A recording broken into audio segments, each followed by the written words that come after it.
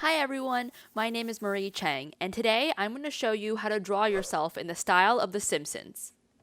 I'll be doing this tutorial on my iPad Pro in Adobe Fresco, but you can do this on paper or using your own materials or tablet. The principles are the same no matter what medium you're using.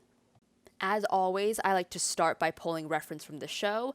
These are two examples of Asian female characters from The Simpsons who I think have a similar body type as I do, and so I referenced them in terms of proportion, in terms of just their overall look. And I know in earlier seasons of The Simpsons, the Asian characters had a different skin color, but I'm going to stick with the more recent design. So here we are beginning our research and sketch process. I'm just going to really loosely, rough in a version of what I think I want to look like. I've been trying out a middle part, as all the youths would approve of. So I'm going to add that into this character design. And I want to make sure that I'm giving myself a nice full head of hair like all these other characters that I'm referencing here. I know it looks like I'm doing this pretty quickly, but take your time with that rough sketch, and then when you're happy with it, you can move into the rough line art stage. At this stage, I'm still keeping the line pretty loose, but I'm starting to clean up certain details. I'm adding a more clear vision of what I want my jeans to look like, of the kind of style of clothing that I'm wearing, and just ensuring that I have the best blueprint possible before I do any clean line art on this design.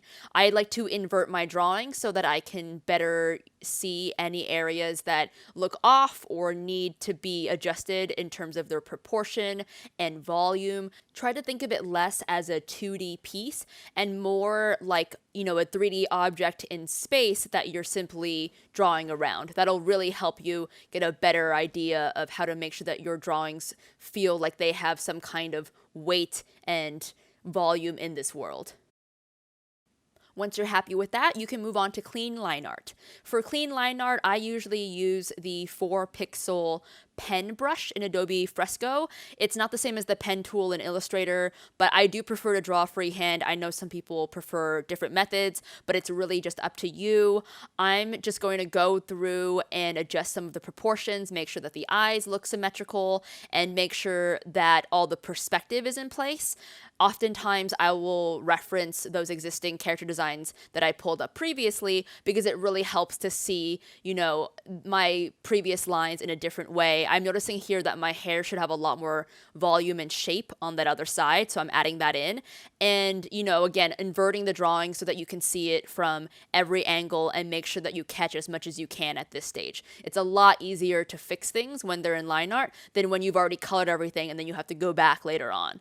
Something that also helps me is to do line art for the portions of the drawing that I'm more confident in. You'll notice that, as always, I, kept the hands for last. And this time I kind of cheated and I put my hand in my pocket, which is accurate to how I would stand in real life. But, sometimes it's just you want to focus on the parts that will get you excited about the drawing. And the parts that you're less sure about, you can always put that off till later and then take some time and reevaluate it when you've already built up some confidence in the rest of your drawing. Here, I'm just doing the shoes. I want to make sure that they look like they'd be in the show, but I kind of also want to add my own touch to it. And then once the line art is finished, you can move on to color. I'm going to start off by just doing the yellow shade of the skin because I think that it really helps me to determine the other colors if I have some kind of base to work off of. Now I'm just going to color pick and use almost the exact same shade of darkish brown, I guess probably black hair that all the other Asian characters in the show have.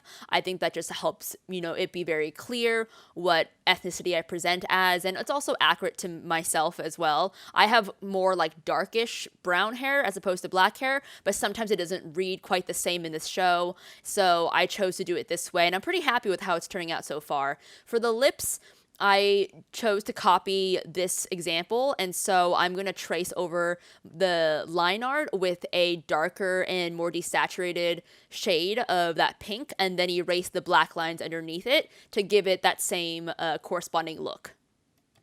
Now I'm just going to clean it up and continue to work through this and figure out what my next steps are. Sometimes I like to just take a step back and see if I like what I'm looking at.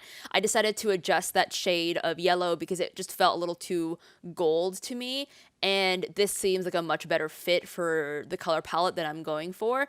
And now I'm finally gonna go and color my jeans. I really like this color of blue. I think it is a good fit for the show. Now that I'm looking at it, it does seem a little bit lighter, which I will change later on.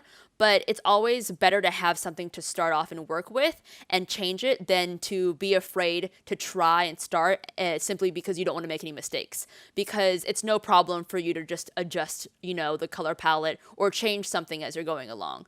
I chose this purple color for my shirt because I liked that in the show there's a lot of bright colors. The characters can wear a lot of shades that you don't see in everyday life, and I think that really sets the look of the show apart. So I was playing around with what worked best for me, and I think I settled on this. I really like it. I think the jeans and the shirt combined are a good complement to each other.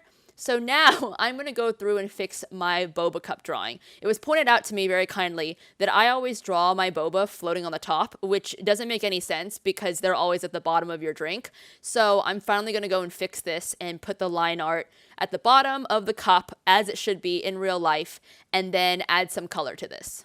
Special shout out to my partner, Tony, for pointing that out. So now I will go and color in these individual bobas.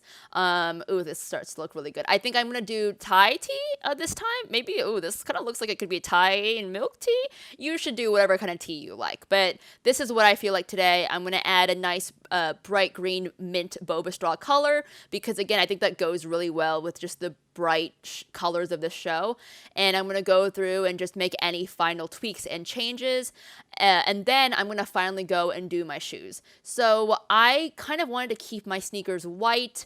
I wanted to try to make this character to look like it could be a little trendy without making it look like it didn't fit in the Simpsons world. I think these white sneakers could work. So I'm just going to do a little bit of light blue at the bottom. And then I'm going to move on to do some shadows. So if you are not feeling like doing shadows, you can stop at this point and you'll have a nice design that's in flat color. However, if you look at the reference that I pulled of those characters, there are some shadows, both indicating the direction of the light, and also some highlights that you'll notice on the design itself. So I think I'm going to give that a shot, and that's what I'm doing now. Again, this is an extra step. You don't have to do this, but my general rule when I'm doing this is to make sure that I remember which direction the light is shining and to try to think of it that way. So let's say in this instance, the light is coming from the right. The shadows would probably be on the left side of your design.